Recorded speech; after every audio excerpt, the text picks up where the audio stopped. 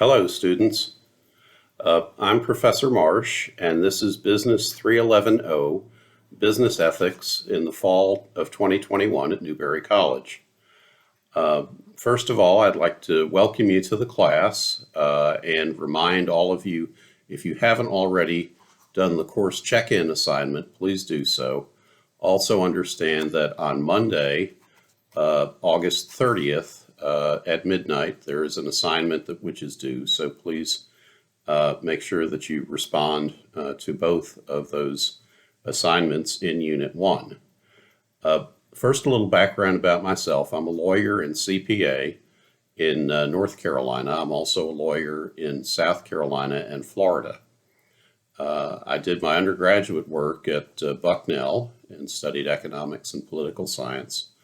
I got my JD and MBA from the University of North Carolina at Chapel Hill, and I have an LLM in taxation from Georgetown University in Washington, D.C. I taught law school in Charlotte for the better part of 7 years. I've taught accounting at University of North Carolina, Charlotte in the continuing education program for CPAs, and I live in Newberry. I have a wife, Cindy, who's a healthcare expert. She also has an MBA and a master's in health administration. I have three children, 2 boys and a girl, who are all grown and have their own homes and families, and 3 grandchildren, 2 girls and a boy, who are all under the age of 5. I've worked for a major U.S. bank, now known as Wells Fargo, which you will read about to their great discredit in Chapter 1, if you haven't already read that. One of the largest banks in the world. I've worked for one of the big 4 CPA firms that's now known as Deloitte, which is the largest professional service firm in the world by revenue and number of professionals, according to their website. And I've had my own business, a law practice, for nearly 30 years. Making payroll and rent every month since January of 1994 for a firm which has varied in size from 4 employees to about 10 at its largest. If you were to ask my employees about my teaching a course on business ethics, they might be a little surprised, but they know that I've taught legal ethics and accounting ethics on numerous times over the past 20 or so years.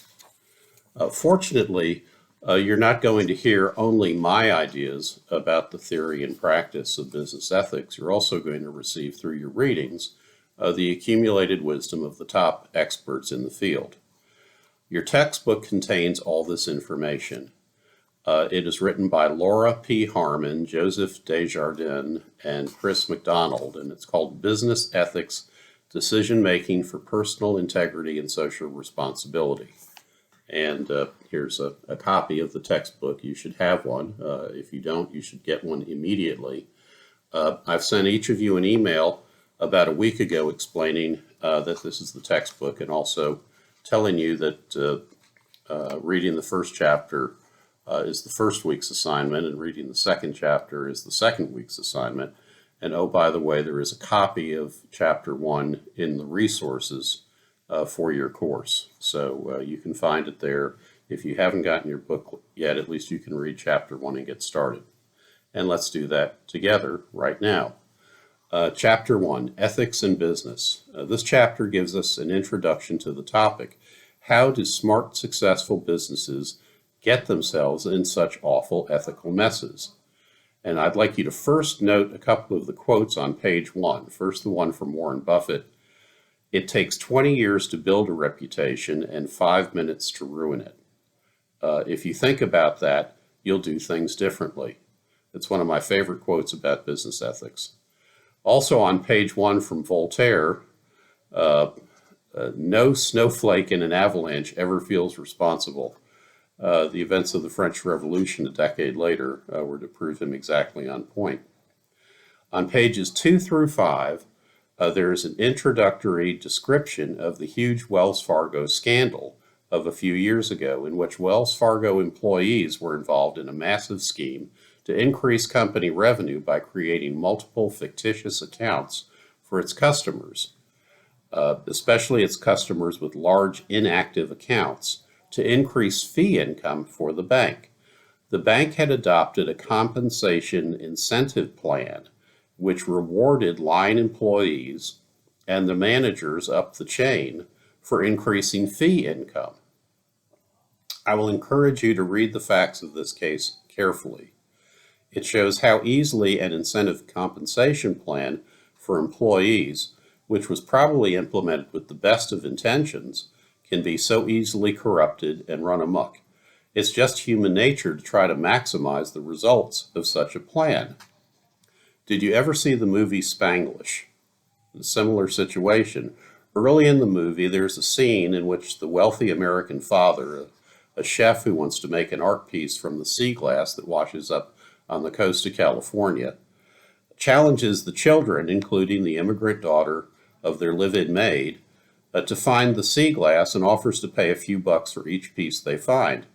Well, the immigrant girls find several hundred pieces. That's the best deal she's ever seen, which under the offer that he made at a few dollars per piece was worth over $600, a huge amount to pay a young girl her age. It causes a crisis with her mother, the American couple's maid, and almost causes the immigrants to leave their employer's home, which would have ended the movie after 15 minutes. So they worked it out. But that's how something that was well-intentioned could go wrong because it didn't have the appropriate parameters. The bosses at Wells Fargo should have anticipated the response to their incentive compensation plan for its cross-selling business plan. The employees opened over 1.5 million fraudulent accounts and over 500,000 unauthorized credit card accounts, earning the senior executive in charge of the whole sales division $125 million in incentive compensation over the 5 to 6 years that the plan was in place. This scandal caused a huge problem for the entire Wells Fargo bank at every level. The news coverage was unmerciful. The government regulators hit Wells Fargo with huge fines. 5,300 employees were fired. And oh, by the way, one of the largest investors in Wells Fargo was Warren Buffett's Berkshire Hathaway. Earlier this year, May 2021, Buffett finally sold all his Berkshire Hathaway investment in Wells Fargo, an investment he had held for nearly 30 years. And Warren Buffett is famous for being a buy and hold investor only. It took 20 plus years to build Wells Fargo reputation, and that one bad business decision to ruin it. Now, here are some questions created by the Wells Fargo case, and I'm now on about page 4 of your book. A helpful first step in ethical analysis is to look for harms and benefits. Who wins and who loses from the fraud that was committed? Did the parties who benefited deserve the benefit? Were any benefits unfair or unethical? So that's maybe a first set of questions. Where would you place primary responsibility for the scandal? On the individual employees who forged the customers' accounts, the managers who oversaw the employees, or the senior executives, board members, or the corporation itself? Who deserves the blame? Who deserves to be punished? What recommendations would you make to prevent this from happening again? And how do you understand the difference between a fiduciary model and a transactional consumerist model of the business-customer relationship? Well, that's a mouthful. We're going to talk more about fiduciary relationships and transactional consumerist models as we go through the course. It's a big difference in perhaps how different people look at doing business and the relationship that you have with your customers. What reasons exist for the fiduciary model? Why would a financial or banking firm or law firm, accounting firm, or hospital not seek to make as much money as possible from its customers? Is there an ethical difference between the fiduciary and the transactional models? So those are some of the questions that we're going to get into as we go through the course.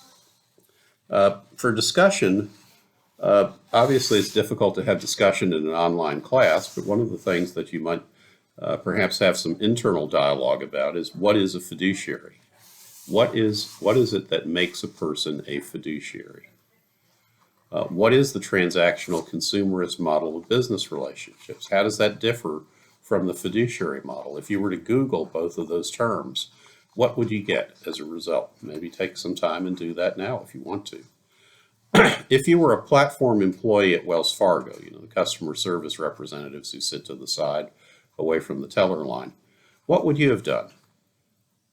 If you were a board member, what would you have done? What would you have done? What if you were being managed based on your fee income? What could you do about this situation at the bank? What if you were a Wells Fargo customer, and maybe you are? What's the biggest bank in downtown Newberry? It's Wells Fargo, right? Certainly the largest bank of the American banks that have a presence here is Wells Fargo, right down there, just off of College Street. What if you were a Wells Fargo customer who found out you'd been paying $50 a year for 5 years for a credit card you never applied for? What would you do then? What is your recourse? What would you do? And then in the book, on page 5, after getting the cold opening of the Wells Fargo case, the authors present us with the chapter objectives, what you're supposed to learn from chapter 1. And now this is an outline. So you can use this as an outline if you're the kind of person who takes notes of each chapter.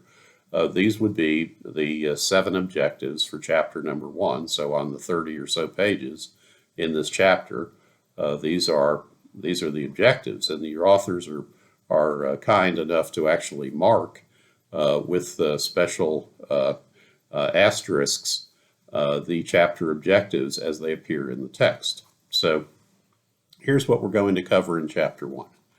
Explain the 3 levels at which ethical decisions get made in business. And we'll cover that in this lecture.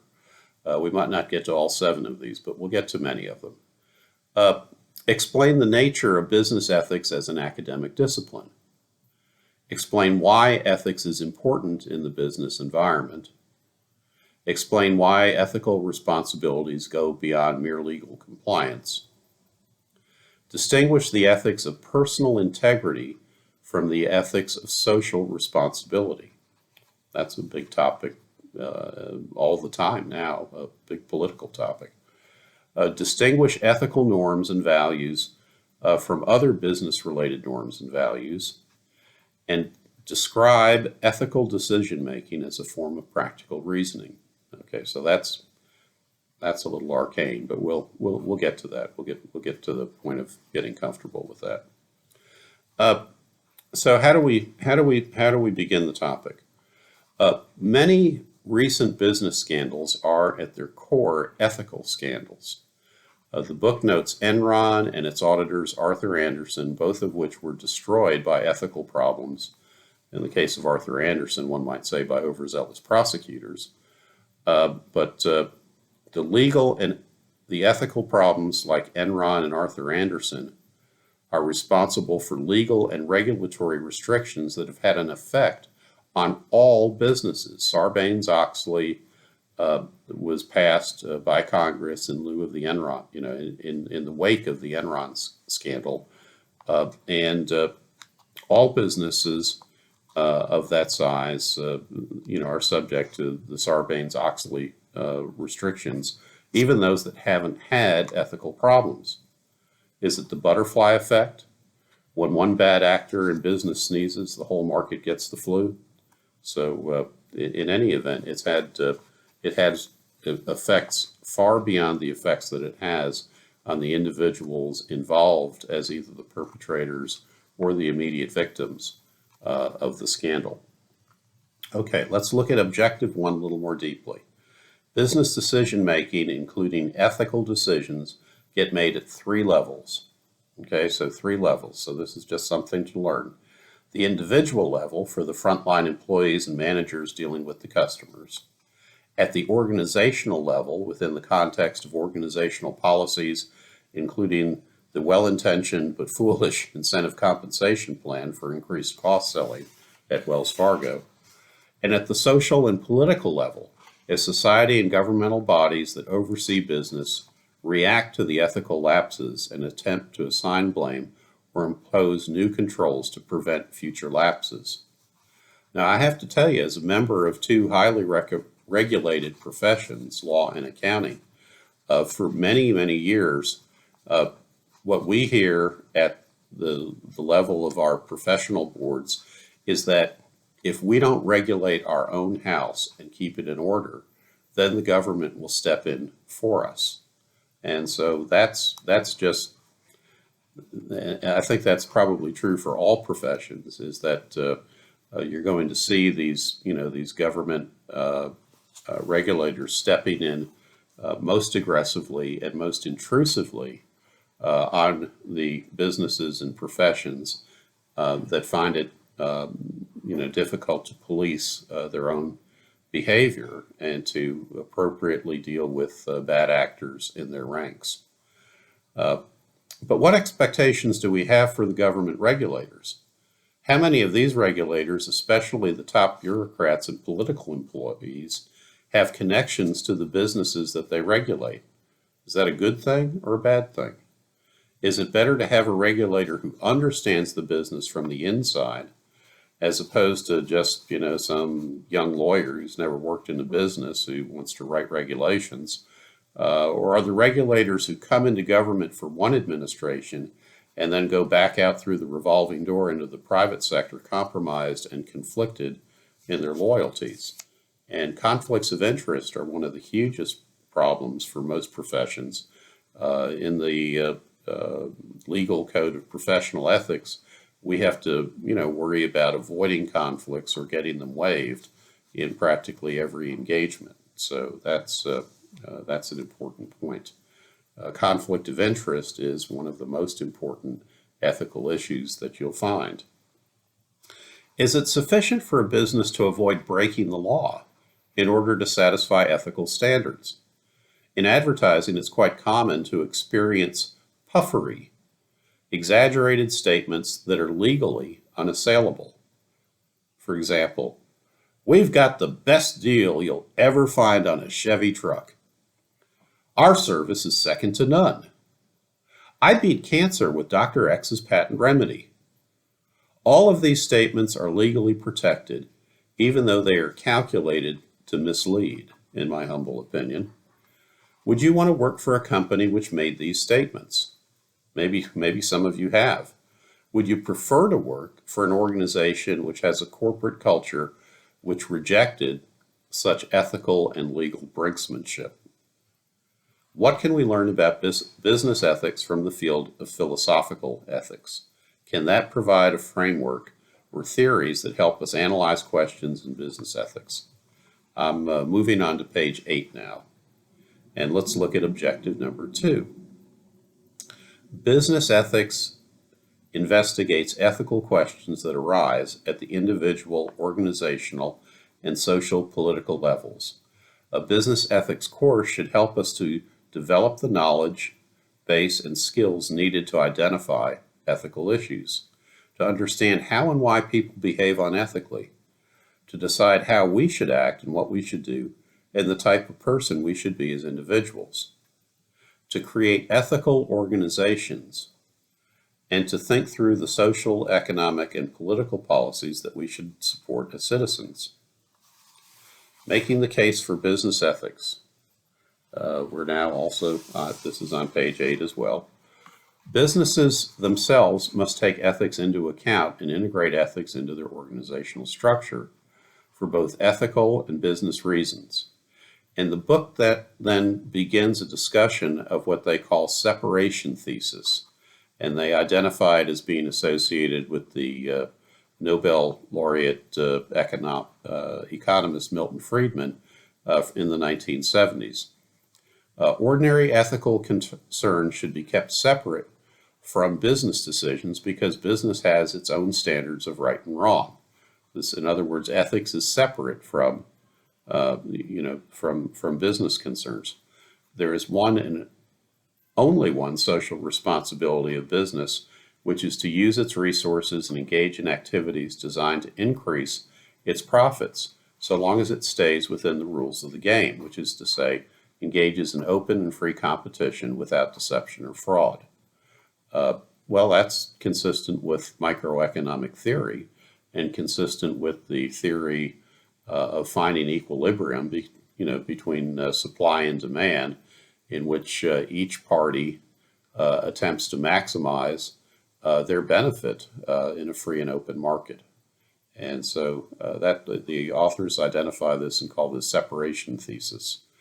And